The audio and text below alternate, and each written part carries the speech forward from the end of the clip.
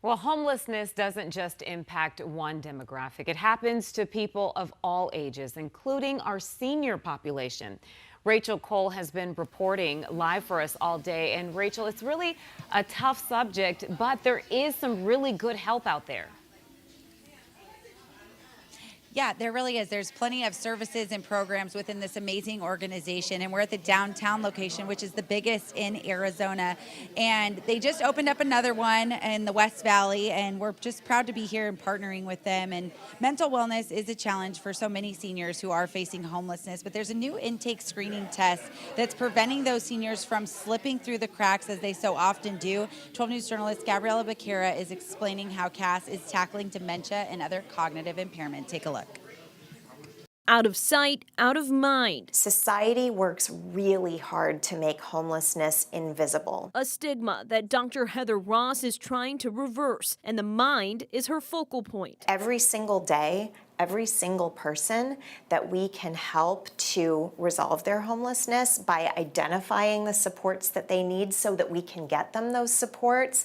Every day, that's a win. The Arizona State University professor and her students are teaming up with Central Arizona Shelter Services, or CASS, to uncover what she says is a problem on Arizona streets. Seniors facing homelessness who may also be suffering from cognitive impairment. What we found right away is that 90% of them were having a positive screen indicating there was some cognition problem. Since last August, anyone 55 years or older who walks through CASS doors is offered the Montreal Cognitive Assessment, or MOCA test. It screens for early detection of mild cognitive impairment, such as dementia. We want a really big umbrella that's going to catch everybody so that we can then make the next medical steps to see, okay, what are we dealing with here? Anyone who scores less than a 24 is almost instantly granted an appointment with the CASS Circle the City Memory Clinic. I do this every day for the one who we can make an impact. And that's where they see lead clinician Amber Porter. Her job is to figure out what's causing the impairment. Like, what came first? Was it the homelessness that made them have a difficult time navigating, or is it an underlying cognitive problem that made it harder to navigate our changing world and led to their homelessness? The most vulnerable patients are then given the opportunity to move out of congregate living and into singular living. If we don't identify those that are at greatest risk, a more vulnerable population has now become even more vulnerable. After a month or so, patients are screened again, and more often than not, Porter says scores improve. I see life transformation. Currently, the program is limited to only those who come through CASS doors. If we don't get donations, we can't move the needle. But they're hoping to expand their reach. To change tomorrow isn't just my yes on the line, it's somebody believing in this work to change it for somebody else. A change Ross hopes will make homelessness front of mind. Most people who are experiencing homelessness want to resolve their homelessness. They can't do it if they're invisible, so I can help make them visible. In Phoenix, Gabriela Becerra, 12 News.